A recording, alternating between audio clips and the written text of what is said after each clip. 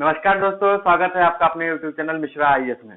आज हम लोग देखने वाले हैं रीजनिंग का पोर्शन। जैसे हम लोगों को पता है कि हम लोग शुरू किए थे यूपीएससी का पूरा कंप्लीट प्रिपरेशन, जिसमें दो पोर्शन थे। पहला पोर्शन था जीएस का, दूसरा पोर्शन सीसैट का था। तो हमने अभी जीएस को स्टार्ट नहीं किया, हमने सीसैट को ही स्टार्ट किया क्योंकि सीसैट क्वालिफाइंग इन नेचर है। तो अब हम लोग आज देखने वाले हैं रीजनिंग। रीजनिंग से आप ये मान के चलिए कि लगभग 25 क्वेश्चन के आसपास आते हैं और आपको क्वालिफाइंग जो क्वेश्चन होता है वो सीसैट में अप्रॉक्स 27-28 होता है। तो अगर आपका रीजनिंग पे कमांड होता है, दैट मीन्स कि आपने सीसैट क्वालिफाई किया। तो ये काफी इंपॉर्टेंट सेशन होता है। अब मैं आपको बता दूं सीसैट में इंक्लूजन होता क्या है। देखिए, रीजनिंग आपका हो ही गया, कंप्रीहेंशन हो गया, बेसिक न्यूमेरेसी। तो लगभग बेसिक न्यूमेरेसी कंप्लीट है, रीजनिंग शुरू हो गई आज से। और अब नेक्स्ट सेशन होगा, मतलब ये रीजनिंग खत्म होने के बाद हम लोग शुरू करेंगे कंप्रीहेंशन सेशन। वेल, कोई बात नहीं, हम लोग आज शुरू करने वाले हैं रीजनिंग का। रीजनिंग में भी सबसे पहले हम शुरू करेंगे, बेसिक से स्टार्ट करेंगे। अल्फाबेटिकल टेस्ट, हिंदी में बोलते हैं उसको वर्णमाला परीक्षण, अल्फाबेटिकल टेस्ट। तो सबसे पहले बताइए, how many letters in your alphabetical system? कितने लेटर होते हैं भाई? तो हम लोग जानते हैं कि there are 26 letter in our alphabetical system. ठीक है, यहां तक कोई दिक्कत नहीं है। तो 26 लेटर होते हैं, 26 लेटर, ये कोई दिक्कत नहीं है। हम जो बेसिक पॉइंट्स हैं उसको पहले पॉइंट आउट करते हैं, उसके बाद हम लोग इस पे न्यूमेरिकल बेस्ड सॉल्व करेंगे और 0 to पीक पे जाएंगे। हमारा जो पहले से ही नारा है हम उस पे काम करेंगे, स्लोगन पे काम करेंगे और कोशिश करेंगे कि एक भी क्वेश्चन छूटने ना पाए, वो चाहे लोअर ग्रेड का कुछ भी एंट्रेंस एग्जाम हो या फिर यूपीएससी का हो। फिलहाल देखते हैं, ये चीजें तो पता हो गई। उसके बाद एक जो नॉर्मल टर्म आता है वो पोजीशनिंग का आता है। तो पोजीशनिंग के लिए अगर क्वेश्चन में बोला है कि from right to left, right to left मतलब ए टू जेड जा रहे हैं, तो ये हुआ राइट टू लेफ्ट। आपको ये जानना जरूरी है क्वेश्चन में क्या बोला, राइट टू लेफ्ट मतलब दाएं से बाएं या बाएं से दाएं। अगर राइट टू लेफ्ट बोल रहा है तो देखिए, आप अपने हिसाब से बताइए राइट टू लेफ्ट है या लेफ्ट टू राइट है।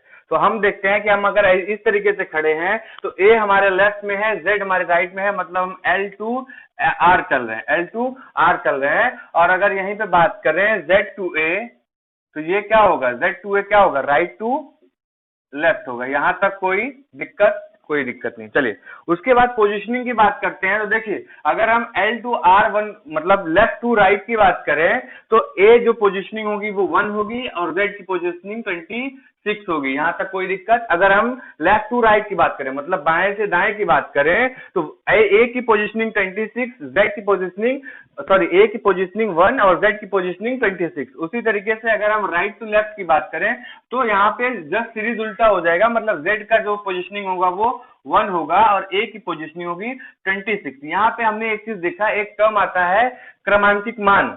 क्रमांकिक मान, तो एक चीज हम देख रहे हैं, क्रमांकिक मान का मतलब ये होता है कि A टू M और फिर मतलब A B C D E F G H I J K L M M, उसके बाद N O P Q R S T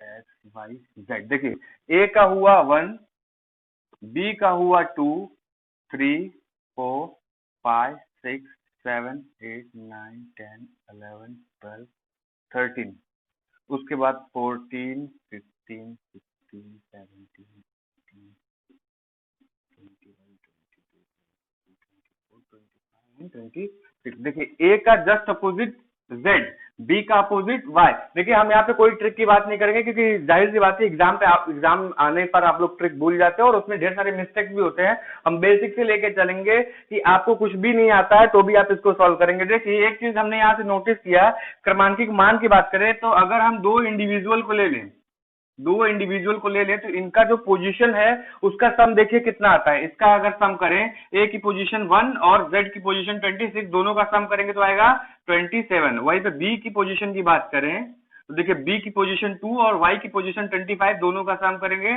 27। तो इस तरीके से हमने एक चीज तो नोटिस किया कि अगर हम क्रमांकित मान मतलब जो प्लेस वैल्यू है उनको ऐड करेंगे इस अल्फाबेटिकल सीरीज में, तो दोनों का जो सम आएगा वो 27 आएगा। इससे एक चीज क्लियर होता है, अगर हमको बोल दे कि भैया ये बताइए कि डी की पोजीशन जो है वो जो भी है आप उसका जस्ट अपोजिट बताइए कि उसके क्रमांकित वैल्यू में नेक्स्ट क्या होने वाला है, उसके जस्ट अपोजिट में। तो आपको पता होगा कि डी का पोजीशनिंग क्या है 4। ये कैसे करेंगे, सीधी सी बात है, ए बी सी डी ऐसे करके जेड तक लिखेंगे, ए का वैल्यू 1, बी, इस तरीके से ढेर सारे कॉन्सेप्ट मतलब आपको शॉर्ट ट्रिक्स बताए जाते हैं इजोटी करके, कि मतलब इजोटी, इजोटी 5, 10, 15, 20, 25।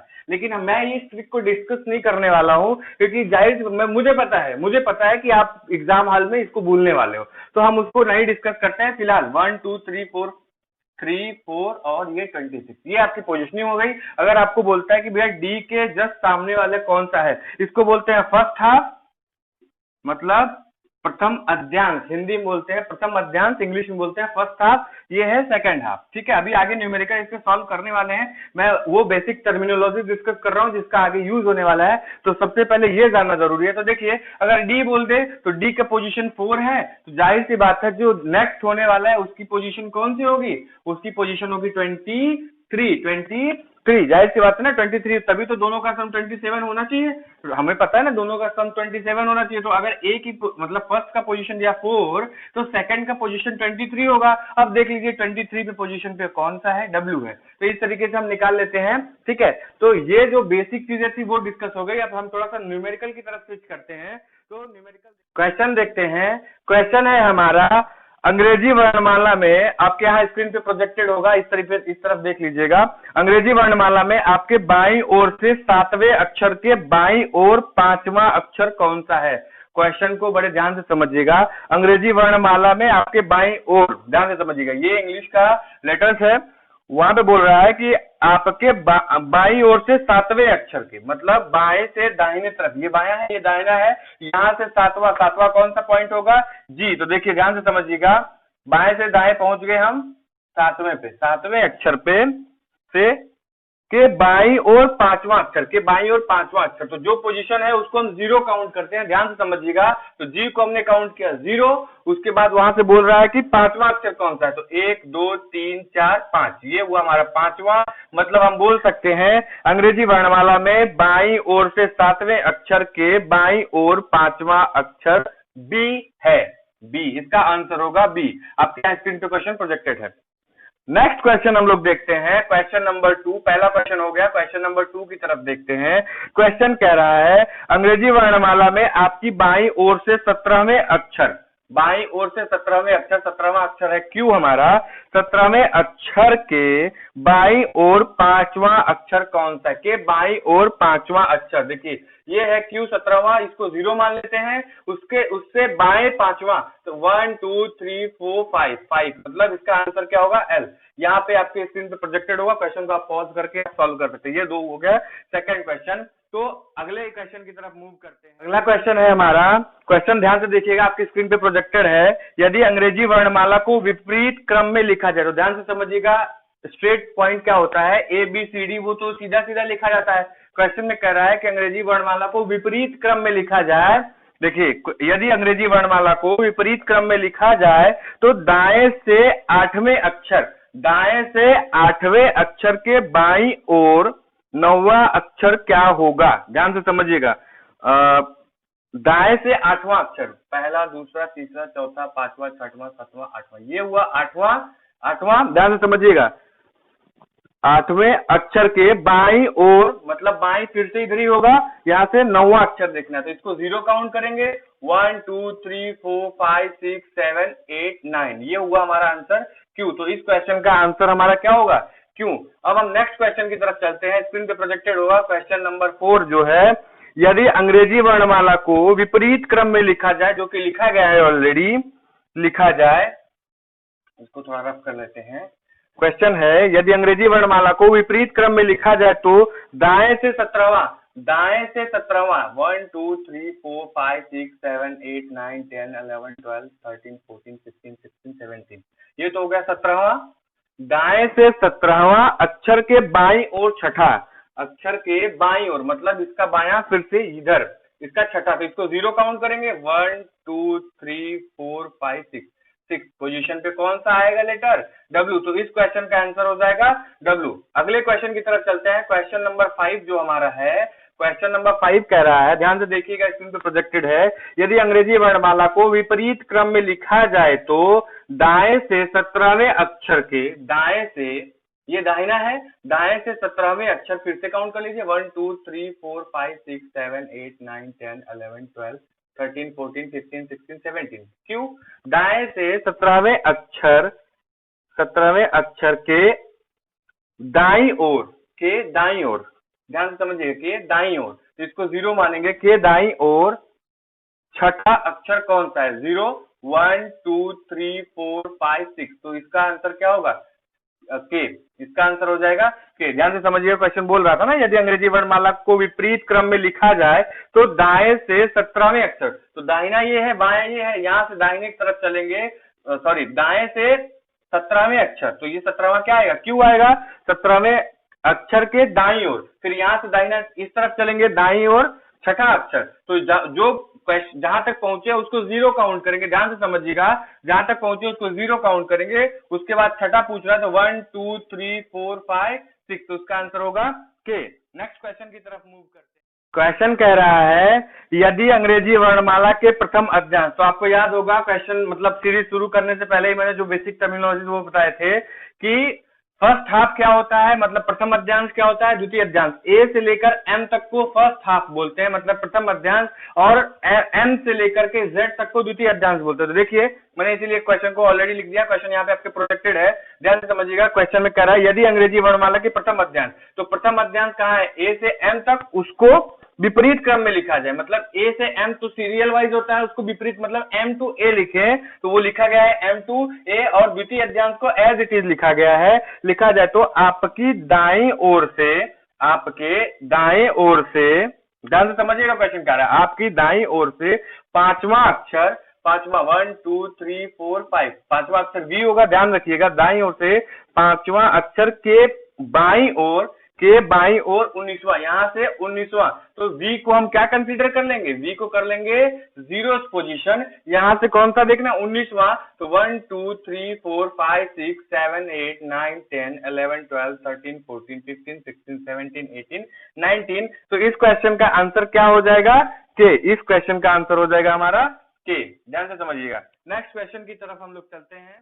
क्वेश्चन नंबर 7 की तरफ देखते हैं। देखिए, स्क्रीन पे प्रोजेक्टेड होगा क्वेश्चन नंबर 7। क्वेश्चन दिया हुआ है, यदि अंग्रेजी वर्णमाला के दूसरे अध्यांश, आपको बताया था ए टू एम को फर्स्ट हाफ बोलते हैं, एन टू जेड को द्वितीय, मतलब सेकेंड हाफ बोलते हैं। तो इसमें बोल रहा है यदि अंग्रेजी वर्णमाला के दूसरे अध्यांश, दूसरा अध्यांश कौन सा होता है? एन टू जेड, तो उसको, उसके बारे में क्या बोल रहा है?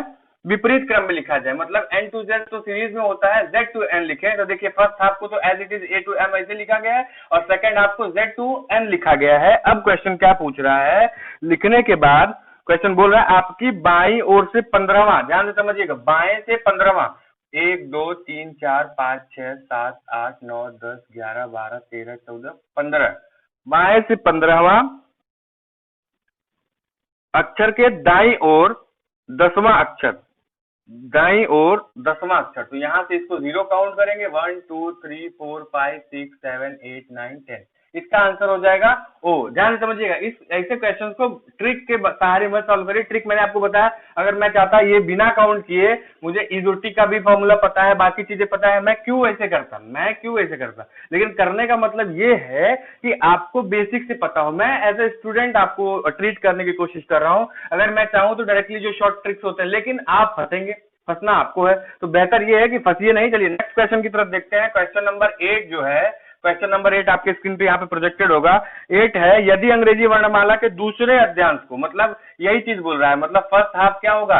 ए टू एम फर्स्ट हाफ, और N to Z second half, तो सेकेंड हाफ को जस्ट उल्टा कर रहा है, मतलब जेड टू एन। तो देखिए, ए टू एम को एज इट इज लिखा गया है, जेड टू एन को रिवर्स में लिख दिया गया है। क्या बोल रहा है? आपकी बाईं ओर से 12वें अक्षर, बाईं से 12वां, तो बाईं से 12वां कौन सा होगा?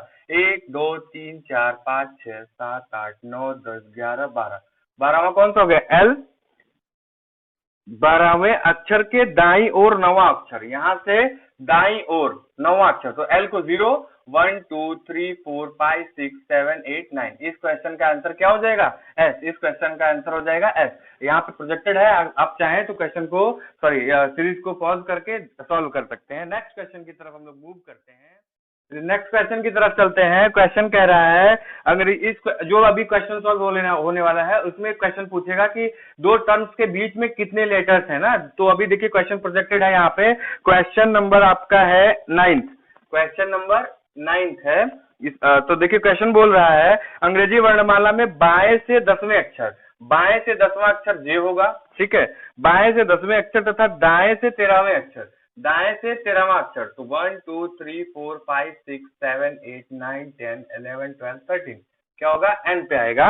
वो ऐसे ही भी कर सकते हैं लेकिन जानबूझ के नहीं किया गया। बहरहाल देखिए अंग्रेजी वर्णमाला में बाएं से 10वां अक्षर जे हुआ और दाएं से 13वां अक्षर एन हुआ, के मध्य में कितने अक्षर है? तो देखिए जे और एन के बीच में कितने अक्षर है? 1 2 3, तो इसका आंसर हो जाएगा 3। अभी नेक्स्ट क्वेश्चन, क्वेश्चन नंबर 10 की तरफ देख लेते हैं, आपके स्क्रीन पे प्रोजेक्टेड होगा। क्वेश्चन है, अंग्रेजी वर्णमाला में बाएं से 12वें अक्षर, मतलब 12वां कौन सा होगा? एल। 12वां कौन सा होगा? एल। ध्यान से समझिएगा, 12वें अक्षर तथा दाएं से 10वें अक्षर 1 2 3 4 5 6 7 8 9 10 क्यू के मध्य कितने अक्षर होंगे? जाहिर सी बात है एल और क्यू के बीच में 1 2 3 4 5, सॉरी 1 2 3 4, क्यू को तो काउंट नहीं करेंगे, तो इनके बीच में कितना आया? 4। ये क्वेश्चन अभी रिसेंटली पूछा गया था किसी एग्जाम में आरआरबी के। बहरहाल नेक्स्ट क्वेश्चन की तरफ हम लोग चलते हैं। नेक्स्ट क्वेश्चन की तरफ चलते हैं, ध्यान से समझिएगा, क्वेश्चन आपकी स्क्रीन पे प्रोजेक्टेड है। क्वेश्चन नंबर 11, शब्द पैराडाइज में, शब्द पैराडाइज में ऐसे कितने अक्षर युग्म है जिनके बीच में उतने ही अक्षर हैं जितने की अंग्रेजी वर्णमाला में होते हैं? ध्यान से समझिएगा, इसका मतलब ये है कि जैसे मैं अभी देखिए यहाँ पे क्या बताना चाहता हूँ। पहले सबसे पहले तो इनकी नंबरिंग कर लें, हम अगर दूसरे तरीके से करेंगे दूसरा तरीका भी डिस्कस कर लेते हैं। बहरहाल सबसे पहले नंबरिंग कर लेते हैं। देखिए यहाँ पे नंबरिंग की बात करें तो पी होगा 16th पोजीशन, ए होगा 1 पोजीशन, आर होगा 18th पोजीशन, ए होगा 1st पोजीशन, डी होगा आपका 4th पोजीशन, आई होगा 9th पोजीशन, एस होगा 19th पोजीशन, ई होगा है ना 5th पोजीशन। ठीक है, तो यहाँ पे क्वेश्चन बोल रहा है कि शब्द पैराडाइज में ऐसे कितने अक्षर युग्म है जिनके बीच में उतने ही अक्षर हैं जितने की अंग्रेजी वर्णमाला में। इसका मतलब ये है जैसे अभी पी क्यू आर, या अगर हम पी क्यू आर की बात करें, देखिए पी क्यू आर, तो पी टू आर के बीच में कितना है? पी क्यू, मतलब एक वर्ड है, एक लेटर है, और यहाँ भी एक ही लेटर है, पी और आर के बीच में एक ही लेटर है। तो ऐसे कितने हैं कि जितने जितने अल्फाबेटिकल सीरीज में उनके बीच में जितने लेटर्स हैं उतने ही लेटर्स यहाँ पे पाए जाते हैं। तो देखिए यहाँ पे सबसे पहले नंबरिंग, अगर ऐसा क्वेश्चन पूछता है ना तो कुछ भी नहीं करना है, सबसे पहले नंबरिंग कर लीजिए, उसके बाद आपका क्वेश्चन हो जाता है सॉल्व। देखिए क्या है, 16 17 18, तो इसका मतलब पहला सीरीज पहला पेयर कौन सा मिला? P R. दूसरा पेयर देखिए ए के लिए 1 2 3 4 5 6 7 नहीं मिला। आर के लिए देखते हैं 18 19 20 21 22 23, कुछ नहीं मिला। ए के लिए देखते हैं 1 2 3 4 5, मतलब ए और ई दूसरा सीरीज मिल गया हमें। ए और ई देखिए 1, ए की पोजीशन 1, तो 1 2 3 4 5, 5th पोजीशन पे ई है, तो उसके बीच में उतने लेटर हैं जितने यहाँ पे हैं, तो दूसरा पेयर मिल गया। तीसरे पेयर की बात करते हैं 4 5 6 7 नहीं है। 9th की बात करते हैं तो 9 10 11 नहीं है। 19 के बाद 20 आएगा नहीं है। 5 के बाद 6 आएगा नहीं है। तो हम कह सकते हैं कि पैराडाइज में कितने पेयर होंगे? एक पेयर तो एडी आने वाला है अपना, एडी तो भूल गया, ए टू डी 1 2 3 4, ये भी तो होगा, आप लोग भूल गए एडी। देखिए पहला पेयर हुआ पी क्यू आर, मतलब 16 17 18, एक पेयर हुआ 16 17 18, ठीक है। एक पेयर दूसरा है 1 2 3 4 ए डी, तो ये हुआ दूसरा पेयर, ये हुआ पहला पेयर, और तीसरा पेयर है ए ई 1 2 3 4 5। इसी तरीके से अगर अगला क्वेश्चन देखें, क्वेश्चन हमारा है ये 12th, question number 12। Question number 12 कह रहा है कि हेल्पलेस में ऐसे कितने अक्षर युग्म है जो, मतलब सेम क्वेश्चन है बस लेटर चेंज किए हैं, हेल्पलेस।